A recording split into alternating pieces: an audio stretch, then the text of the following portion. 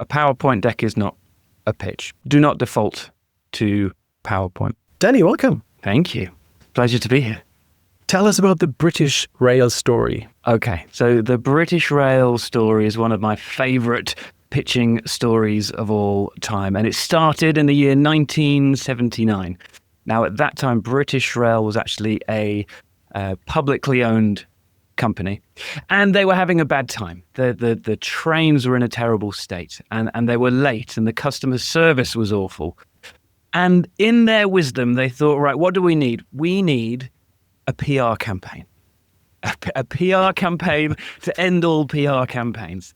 And in the late 70s, Saatchi & Saatchi were really the Goliath agency. If you needed a great advertising campaign, you would call them and you would pay the money. But That would help to get Thatcher elected, right? Absolutely, yeah. They had many big wins at the time. But just like today's world, it was a publicly owned procurement as well. So they couldn't just get Saatchi & Saatchi, and they had to invite some other agencies as well. And one of these agencies just so happened to be a very small agency. They hadn't been around very long. They were called Allen, Brady and Marsh. And it was founded by a guy called Peter Marsh. And his nickname was Mr. Flamboyant. He was eccentric. His background was amateur dramatics. He literally used to love performing, singing, dancing on stage. And for whatever reason, he thought, I will start an ad agency. And so they were trying to win some work. But Peter Marsh knew that he was the David if Saatchi & Saatchi were the Goliath. And he knew he had to do something totally disruptive. So the day of the pitch arrived, as they say, and the British Rail chairman, Peter Parker, no relation to Spider-Man, and his men, and they were all men because it was the 70s, arrived at the ABM offices, and they rang the buzzer, and no one answered the door. So they rang the buzzer again, and no one answered the door. After 3 times, eventually the door swung open. So they were already annoyed by this kind of lack of pomp and circumstance, because these were important people. These are senior executives. And so they get to the receptionist desks, and the receptionist is on the phone, looking completely disinterested, not even acknowledging that they're there. And he says, I'm Peter Parker, and I'm here to see Peter Marsh. Where is he? And she just waves them over while still on the phone, waves them over to a waiting area. And so they sort of begrudgingly trudge off into that. And when they get to the waiting area, it is an absolute mess. There are dirty coffee cups all over the table. There are ashtrays just brimming over with stinky old cigarette ends. Again, the 70s. The 70s, yeah, quite normal probably in the 70s for a lot of waiting rooms. But it was filthy. And they're sitting there and they're waiting and they're waiting. And a guy with an umbrella walks in, and I'll tell you why that's important at the end of the story. And he wants to see Peter Marsh as well. And he's also waved over to the reception area. And they're looking at each other, sort of sharing these disapproving looks. And eventually Peter Parker gets so annoyed that he stands up and he goes back to the receptionist and demands to know what's going on. And this time she's literally filing her nails with the phone kind of cradled under her chin and just shrugs again. He sits down for another minute and then he tells his men, right, we're going. The man with the umbrella, he's already left. And they begin to storm towards the door to leave the building. And at that moment, Peter Marsh, the founder of the agency, bursts through a set of double doors with his arms wide open. And he says, gentlemen, you have just seen and experienced what your customers go through every single day. Shall we see what we can do to put it right? And that is the story of British Rail. And the umbrella? So the guy with the umbrella at the time was a junior ad assistant for ABM. His name's Graham Thomas. He actually ended up becoming a VC of Saatchi & Saatchi, ironically. But his job was to get up and leave just before he thought Peter Parker was going to, and give Peter Marsh the sign to burst in at exactly the right time. And I also mention it because I had the honor of interviewing Graham, who was in the room at the time. Because sometimes people say that wasn't British Rail, that was an airline company. And there's a lot of mythology around this story. But I fact checked it and it's absolutely true and just a genius moment of pitching. And it teaches us so many things. You wrote a brilliant book about pitching, and you start with this story, which I really like, because, as you said, we can learn lots of it. But what's your main takeaway? Well, I think what we tend to do in pitches is default to PowerPoint for a start. So a big part of my book is talking about maybe you can use PowerPoint, but just remember that a pitch can be anything that we use to persuade someone of our idea or our product or our service. It's a moment in time. So think beyond the technology and the media before you just open up the laptop. And the second more important thing is that the way we persuade someone is through creating an emotional connection. We've got to create that first. And the most powerful way of doing that is immersing them into an experience, especially if we need to change their paradigms, because arguing against someone's idea who we're pitching for is pointless. That will push them further away. But if we can put them in a new pair of shoes, as it were, and see the world from a different viewpoint and encourage them to change their own minds based on the feelings that we have elicited, then that's really absolutely the most powerful thing, in my opinion, that we can do in a pitch. Yeah. Did they win the pitch? They did win the pitch. They did. And they had a lot of years doing what was seen as a great ad campaign, the Great British Train. Unfortunately, it involved a man whose name has since been very muddied in British history, a guy called Jimmy Savile. Oh, yeah. Was the main guy in the ad. So I don't really talk about that bit much afterwards, but they absolutely won the work, yeah. Yeah. Awesome. Why do we pitch at all?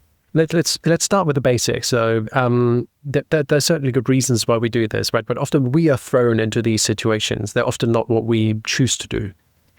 Yeah, I mean, there's so many implications of pitching. So I talk a lot about pitching in the business world. So if there's a company who wants to procure a service or a product, then they'll ask multiple people to do a pitch so they can choose which one is best. And a lot of that comes down to who do they trust the most to deliver that service.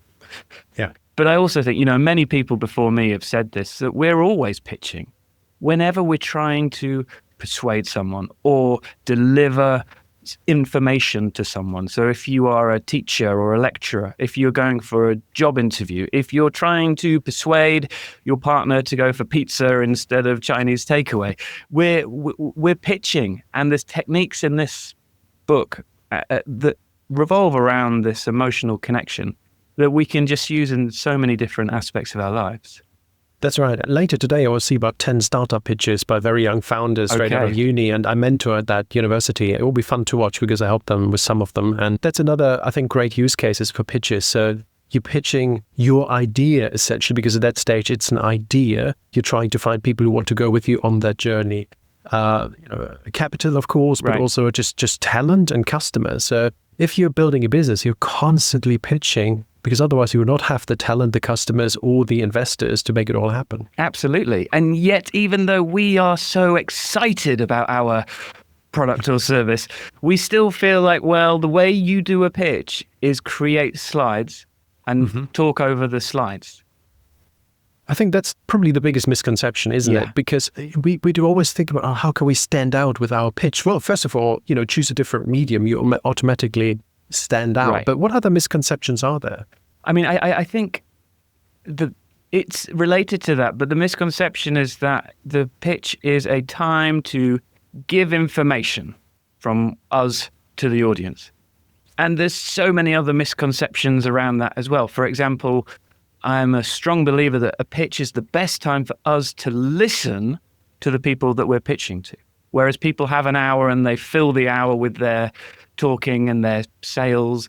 And then by the end of it, they've no idea how it went. And they've no idea if the audience liked it, because they haven't found out the hopes, the fears, the dreams of the audience and had these conversations with them. It's one directional. Yeah, exactly. That's a good point. So I think it's got to be multi-directional. Yeah. How do we do this? If people expect us to pitch and you sit down and say, tell me first how you feel about this, it feels a lot.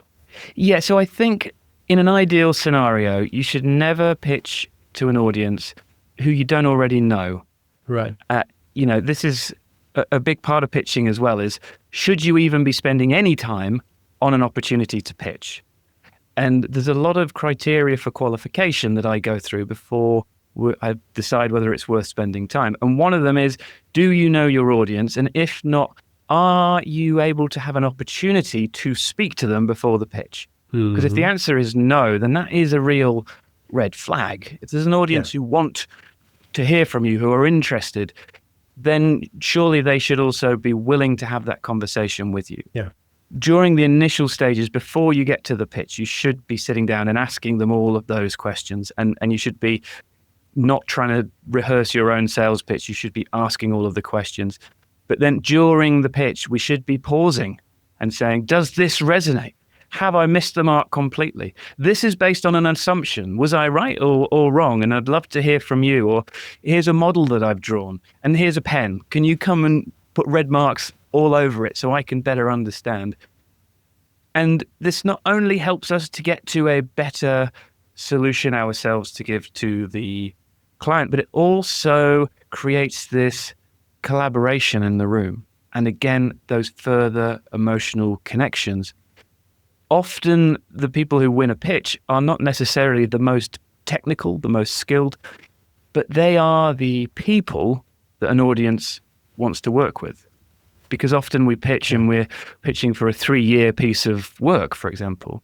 You've got to want to work with those people for 3 years after that 1 hour in the room. Absolutely. That's a really good point, that the pitching process starts way earlier and it continues after that 1 hour meeting. Let's talk about the principles. The first part of the book is about the principles. And I think some of these are just very important to establish right away. So let's get into what are the 3 most important principles of pitching? Yeah. So I think one of them I've mentioned already. A PowerPoint deck is not a pitch. Do not default to PowerPoint. A couple more. Always be the underdog. I think this is important. I think when you are in the David Goliath situation and you are the David, then you have that hungry enthusiasm to go way further, to do something disruptive, unique, and special, because you know it's your only chance of winning in a very competitive situation. Yes. And Will Storr was on this podcast a couple of months ago, and he talks about why the underdog is so compelling in storytelling.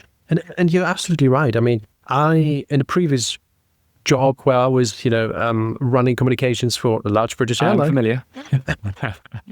The orange one. Yeah. We were managing dozens of agencies, and it's always the underdog is very appealing because you think they will just they're hungrier for the role, right? They're hungrier to get it, and you will be a bigger fish for them, and they will go all in on you and all that. So, it's really compelling to work with the underdog. And I think more than that, though, even if you are not the underdog, it's even more important to act like you are. Yes. So when I joined a fairly large corporation who were not the underdog, they played a numbers game with pitches. They got invited to every pitch, so they would send teams to every pitch. And, some of them worked and some of them didn't, and hey-ho. And when you bring this new mentality to say you're perhaps in the winning seat, but let's pretend you're not. Let's pretend that you've got everything to lose here. Just that mindset shift is what can really pivot a pitch from the same old bland stuff to something very, very special every time. Mm-hmm. That's amazing. What is another principle you can share with us? I think that creating anomalies is a big one for me. So, the storytelling's big as well. And you've had brilliant guests on the show talking about storytelling, and an anomaly is slightly different. It is something in a pitch, anything in a pitch that is totally unexpected. Something that may only be a 10-second part of your pitch, but will make your audience wake up and think about what's going on and tell someone else about that experience afterwards as well. For me, that's kind of really the litmus test. Can you do something that is so memorable that when those audience members go home, they're going to tell their partners and kids around the dinner table about this crazy thing that happened that you just wouldn't believe me today? Absolutely, because the brain hyper responds to novelty and surprise, Absolutely. right? That's what wakes us up. So, because in the wild, when we grew up as a species, it was either a threat or an opportunity. Yeah. Anything that's new. Yeah, makes a lot of sense. There was another principle that really resonated with me, which, and I'm probably butchering your words, but you wrote that essentially there is not a predictable, always working formula because we're dealing with human beings, right? So It's not just follow these steps and they will be great and you will win 100% of the time. But there are ways, there are repeatable techniques and strategies we can apply to increase the probability that we will win the pitch. Yeah, and for me, that's the whole point of pitching well anyway. I think that, there's books written and plenty of online videos, how to create the perfect pitch. But the pitch might be perfect, but only for one audience and only in one moment of time. A pitch I did 10 years ago might not resonate now whatsoever. A pitch I did yesterday to one audience won't resonate tomorrow to another audience. So there's a lot of tools and techniques that you can use to ensure that you're creating the most compelling pitches there. Yeah. A lot of audiences we deal with are quite analytical, right? They're scientific, they're management trained, so they want to look at the numbers, and then we come in and want to tell stories. So, isn't that a bit of a mismatch sometimes? Well, I think that can be partly true. You do get some extreme analytical people. Mm-hmm. And again, knowing your audience is incredibly important here. There's different, if you're familiar with Thomas Erickson and the disc profiles, and there's lots of different personalities in the world. And I know that if you're a CEO with no time, then I've got to get to the point quickly. I know that if you're a CTO and you really want to get into the nuts and bolts, then we've got to do that too. It doesn't mean you're emotionless though. Mm-hmm. So when people say we can't do that with him or her, they're just going to hate it. They never do. As long as we find something that will resonate with them by doing our research properly and figuring out who they are and the types of thing they like, then we can still create these anomalies and these emotions. And we can always tell stories. Because even the most analytical minds, there's still, everyone enjoys a story. Anytime someone says, let me tell you a story, we lean in and we think, all right, this is going to be interesting and a bit different. And you can even tell a great story with data, right? Absolutely. You can create a detective story and it's like, wow, that's a really surprising number. How did that come about? And you just follow it and the clues and the wrong turns. So just like a crime story. And that makes data so much more interesting and much more memorable as well. Absolutely. I mean, Nancy Duarte wrote an entire book on this, data storytelling, which is right behind me. Yeah, there you go. Data is compelling because it's evidence as well. So to be clear, I'm talking about emotional connections and joy and anomalies and theatrics. It doesn't mean you don't have to still give your audience the information. Yeah. You've got to do that. It's both. It's not either or. Right. That is so important to understand. Yeah. For me, the key is in the order that you do it. It's emotion first, which opens up their hearts and minds to listening to information second. Yeah. And it's all about the different parts of the brain, essentially. Once you've opened up their brain and they go, okay, we like you, they're sort of saying, now can you give us some evidence so we feel a bit better about choosing you just on the fact that we like you? There's potential cognitive dissonance if you can't choose someone because you really like them. You might want to choose them because you really like them. And then if that person says, and by the way, here's some compelling data points that back up the stories and the propositions, then that's the full whammy. That's everything an audience needs. Absolutely. I would say that instinct and emotion, they're the two bounces, and you have to get past them in order to speak to the allowed to speak to the logical brain. Absolutely. What's the most radical or out there pitch you've worked on yourself? Well, I've done some pretty radical pitches in my time, actually, in a number of agencies. At IBM, I founded the experiential selling team. about 4 years ago. And our job is to pitch by creating experiences. And there's a lot of good stories there. One of my favorite ones I did quite early in my career, and it was actually based on a clip from Jurassic Park, which I can explain at the end of it. Okay. But we had an audience from a big retailer who didn't want to change any of their customer-facing technology because they were too worried that something might go wrong and a high net worth individual would see a slight change and decide not to take their business there anymore. And we were trying to convince them to let us help them with this, and they just kept saying no. So we did a workshop with a bit of an interactive pitch in it.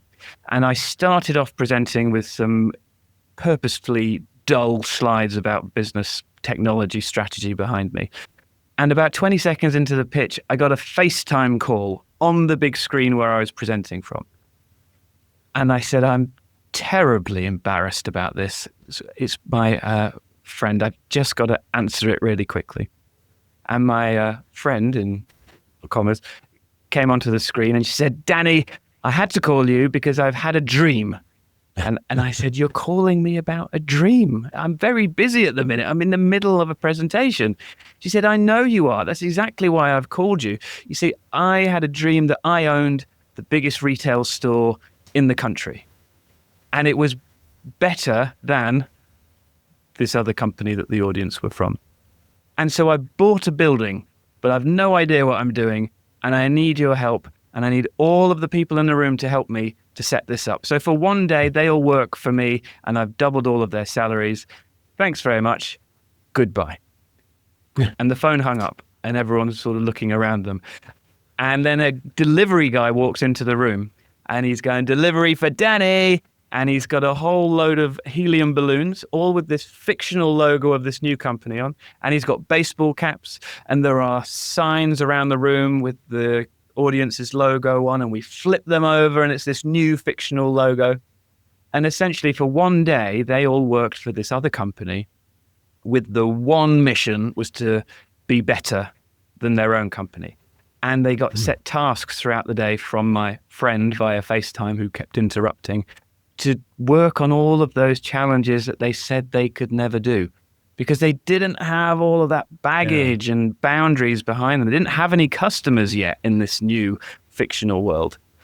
And at the end of the day, my friend comes back on screen and said, I'm terribly sorry, but I've changed my mind, essentially. But you can all have your old jobs back and you can use those ideas for your own company if you want to. So the last part of the day was getting them to use these wild ideas that they would never have agreed to and apply them to their own company.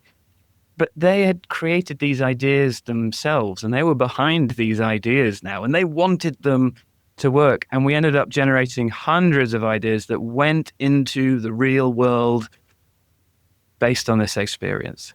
It's so interesting because of the pathways thinking, right? Mm-hmm. You're in an organization and you essentially censor your thinking because, that Dave's not going to agree with that and the board is difficult and, the old IT system, blah, blah, blah. So, exactly and then you have this fresh thinking and all of a sudden, because of their own ideas, right? Right. So it's not that someone from the outside says, oh, you should really be doing X, Y, and Z. It's that, oh, these are my ideas and, why wouldn't I apply them now? Exactly. And now I've thought about it because I wouldn't have even thought about it before, but now I have thought about it. I'm also quite excited at the prospect of doing this new thing for our customers because I think they might actually love it. Yeah. I can imagine the energy in the room went up quite a bit. It was fantastic. It was a brilliant day. Tell me about the TITAN framework. I think that's another, gold gem. Gold gem. Does that make sense? Yeah, another gem, a gold nugget. Yeah. A gem-studded gold baron. Keep going. In the book. You keep going. It's good. I'm trying to say it's pretty good. Yeah. So let's talk about it. So TITAN stands for 3 is the awesomest number. Love it. Because you got to call it something. And, it's really kind of based around this idea of tertiary fractals, which is a terrible name that no one would remember. So TITAN it is. And as the name suggests, it's just based on the number 3. And everything in entire pitch, we can split into 3. That's the fundamentals of this, but it goes a little deeper as I'll explain. So no matter how long you've got, you're going to be giving your audience information and stories and evidence and all the rest of it. And if you just do that for half an hour, the audience will get lost and it's not intuitive. And there's a cognitive load on an audience who are thinking, I wonder where we are in the presentation and when this thing's going to come up and X, Y, Z. Yep. So basically, the first thing we do is we split the presentation into 3. We have a beginning, a middle, and an end, like any great story. And then we split all of those sections into 3. So the beginning, I suggest that you start with a cold open. So a story that comes from nowhere that sets the tone and gives a message relevant to your pitch. And then do introductions second. And introductions should be short, to the point, relevant information. We could talk about that if you want to. And then thirdly, we talk about the agenda, but what the audience should expect and what we want from the audience as well. And then the middle section we split into 3. And these are your 3 core ideas. So no matter what you're talking about, you should be able to take all of the hundreds of ideas that you could talk about and assemble them into 3 big groups. And then within each of those groups, we break it down into 3 again. And depending on how long your pitch is, as long as you're breaking everything down into 3s, then it just becomes this incredibly intuitive journey that we go on. Yeah.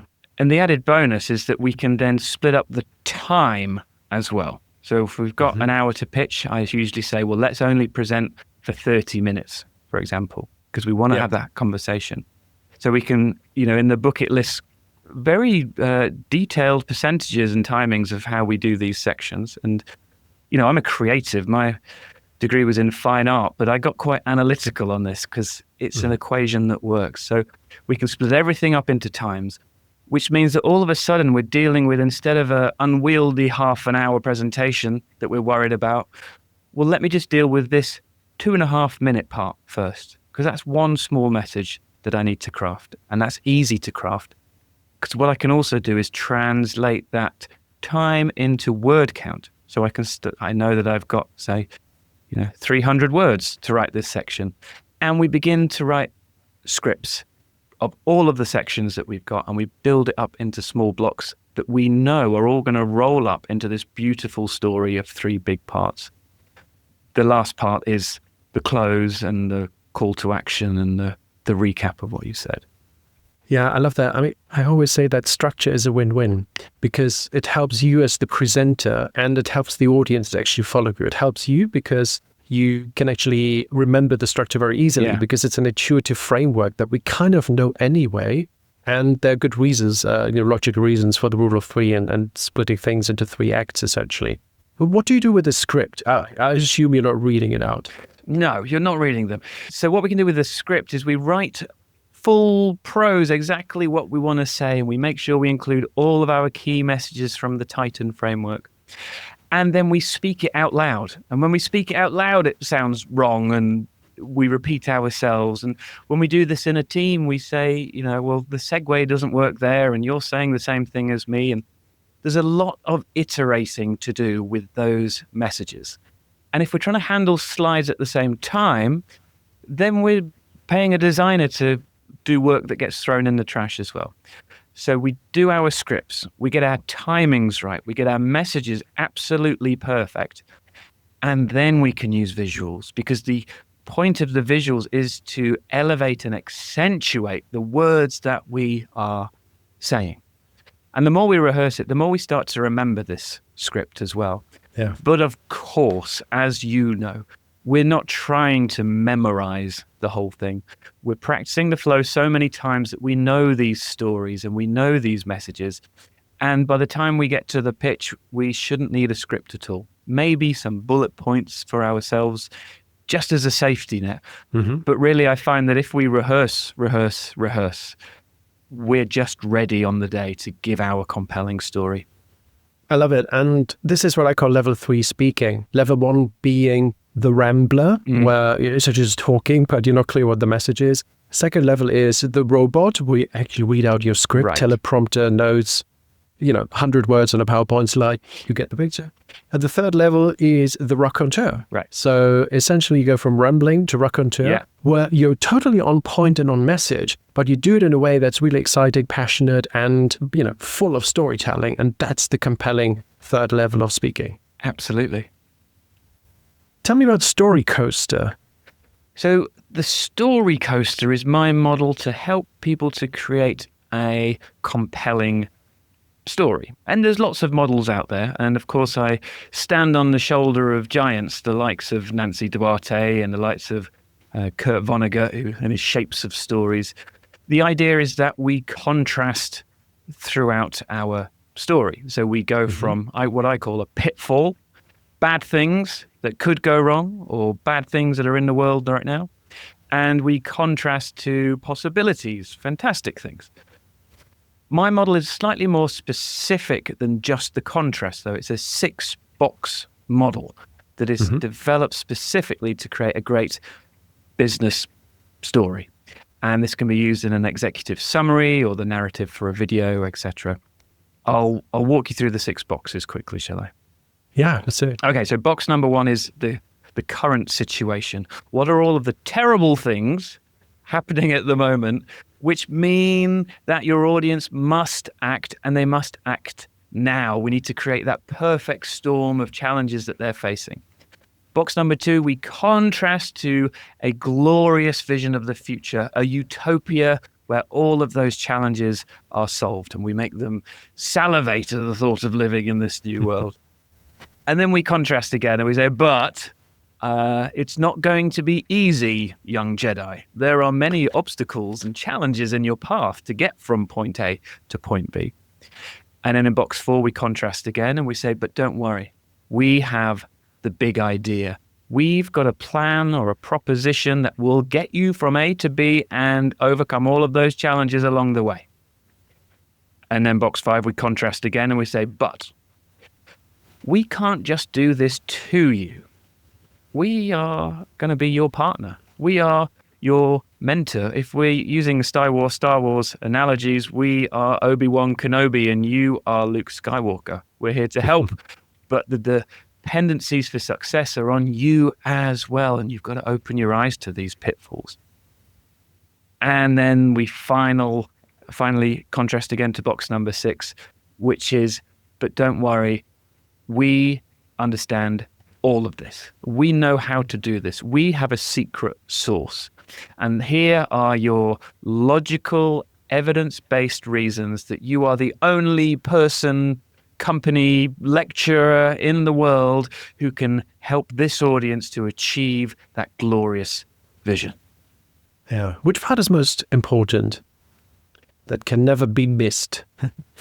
Well, I'm tempted to say all of them, if that's allowed. But I think certainly if we don't lay out the current situation and there's no compelling reason to act, then they hear our pitch. And this has happened to me many times. They'll go, "A great pitch, guys. We've decided not to do it just yet, though." Big problem. And that's a big thing to understand in pitching and beyond in communications. In sales, for instance, as well.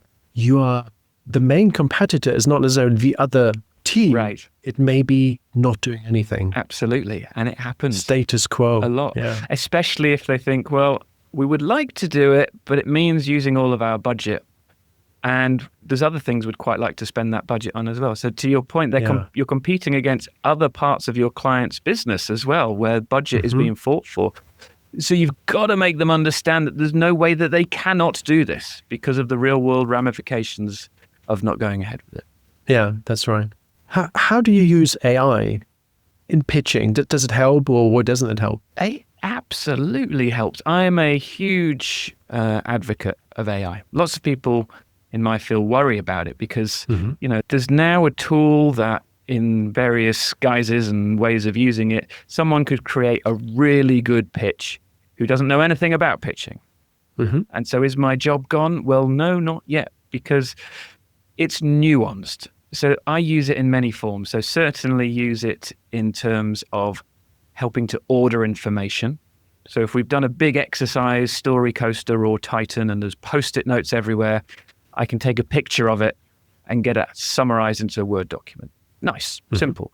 I can also use it for research. I can feed in annual reports and websites and hundreds of pages of documents that I might not have the time to properly read and get it to summarize. I can use it more recently, not just to create those images that elevate and accentuate, but entire brands, entire styles, color palettes, and now video as well. I'm using a lot more AI video in pictures. And only yesterday, for the first time actually, I started playing around with AI music as well. So going back to one of the misconceptions of a pitch is that we should not necessarily think about all 5 of our senses. And actually, music, smell, taste, these are things that we tend not to think about, but these are the things that we need to create that immersive experience. So having AI and being able to tell it, this is my pitch, it's to this business, and this is my script, what would that sound like?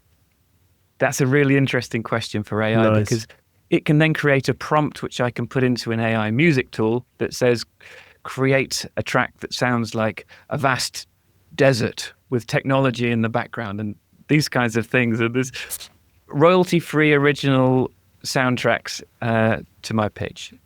Yeah.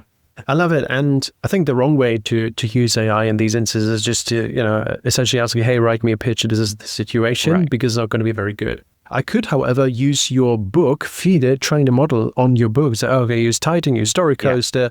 It will be much better. However, coming back to one of the principles we talked about at the beginning, we deal with human beings. So there's not one approach, one framework that will always work. We always have to talk to them, understand what their desires are, what their needs, their pain points, the internal dynamics. So there's this whole human messy element that the LLM will not know, understand, and yes, it can simulate if we prompt it right, but it can't feel the chaos that's going on the other side, and the business on the other side. Precisely. And there's another pitfall there as well. And I've seen this happen in a pitch, which is you over-rely on AI, and you might do a great pitch, and your audience asks you a question, and you don't know the answer. Because AI's done all of the research and all of the work, and you've done a great job at reading out those facts, but it's surface level for you.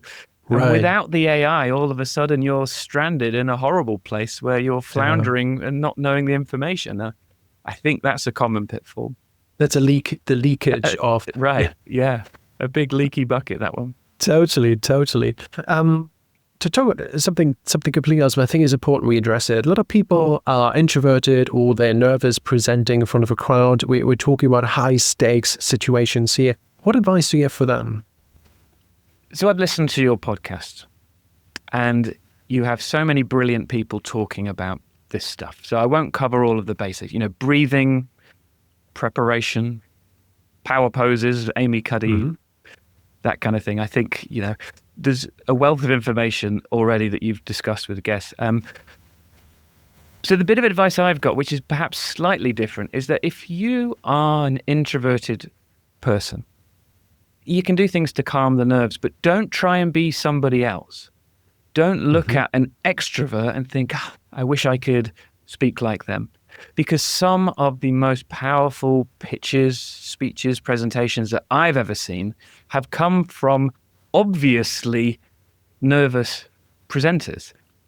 But they're powerful because you actually have an emotional connection with someone who's a bit nervous. You want them to succeed far more than someone who's bold and brash and comes on and Mr. and Mrs. Slick. So it's actually sometimes in your favor as long as you don't fake it. And I think if you worry less about whether your voice is a bit shaky and whatnot, and you speak from your heart and you speak your truth, then this can be one of the most powerful ways of giving someone a message that there is. I agree. I think it's that implicit vulnerability that creates that connection in a way that a very slick, over-prepared presentation can't. Exactly. I think that's a really good point. I'm sure you've seen pitches and maybe even participated in some that didn't go according to plan. Is there a sort of pie-in-the-face story somewhere here as well? And you can see why I will, bring this up at last.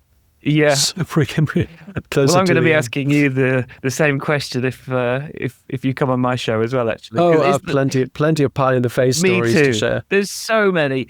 You've got to embrace failure. You've got to think of let me fail so I can learn how to succeed. And it's the only way that you're going to get better, especially when you're trying new things. You've got to expect to fail. And so with that in mind, I have failed many, many times. I mean, there's a couple of stories that, a quick example is getting a kind of a creative theme wrong. So we were pitching to a luxury fashion retailer, and we created a theme around football and how, everything was soccer related because it was all about teamwork and analogies about strategy, getting the ball in the back of the net. And they're looking at us like we're absolutely mad because they've never watched a game of football in their life. And they're just thinking, why are you talking to us about this? And that was a penny drop moment. Yeah. But there's a pitch in the book that I talk about, which I called the pitch from hell. Everything was wrong about it. I learned 100 lessons so early on in my career. The leadership, there were two leaders on the team, first of all. They both had got permission to be a co-leader on the team, and they hated each other, and there was a power struggle there. We were pitching for a piece of work that we didn't have the skills for. We had no relationship with the client. We had to get an expert over from Germany who had very little time. He was late for the pitch and had to leave early as well because of his flights. We had slides that still had some German words on half of them and English words on the other one. We had arguments within the team in the actual pitch. We had the main project manager call in sick on the day because he'd been doing everything on his own for 2 weeks and burnt out. And everything that could have gone wrong went wrong. And I learned many, many lessons that set me up for a whole career in how not to pitch. Yeah, sometimes you're in that spiral, right? And then one thing goes wrong and another goes wrong. You just know this is not going anywhere. Right, exactly. Yeah. Oh, Danny, it's so good. Where can people find out more about you and the book Pitch? So the book is available in most countries in the world now. It's called Pitch: How to Captivate and Convince Any Audience on the Planet. Yep. You can also find me on social media at Pitch Guy. I'm on LinkedIn, Danny Fontaine as well. And I have a podcast as well called Pitch Masters, and you can find that wherever you normally find your podcasts. All of that highly recommended. And my final question is always, what's your best piece of communications advice? I think be yourself more than anything else. I think, I was in a position early in my career where I joined a big corporation and I didn't fit in. And I really tried to be someone I wasn't. And it brought only failure. And as a sort of last-ditch effort to not lose my job, I started to be my creative self, the person who is loving, the person who is a musician and the painter. And I brought that into the corporate world, and all of a sudden people went, wow, this is really cool, actually. Yeah. So I think have the courage to be yourself and bring your ideas to the forefront, because really, what have you got to lose? I think we've now moved from, differences are tolerated to differences are actually rewarded due to lots of reasons, right? But in this day and age, it's like, stand out, be different. Yeah. People will notice you. Your unique voice in the age of, all is the same kind of content, AI-generated stuff. Being different and authentic is such a game changer. It is. And it takes courage. Yeah. So that's the advice. Have the courage. Try it. Have the courage, and often you have to train it. You have to practice being authentic again. Yeah, especially if you spend a lot of time in environments that don't facilitate that. Mm-hmm. Absolutely. Awesome. Danny Fontaine, so good. The book Pitch is out. I've already recommended it a couple of times in the newsletter on social. I think it's a brilliant addition to our bookshelves. If you're pitching in any way, whether you're leading a startup, whether you are pitching stories to journalists? Are we just pitching, as you said earlier, we should go for pizza rather than Chinese? All really, really good stuff. Thank you, Danny. Thank you. It's been great. Thanks a lot.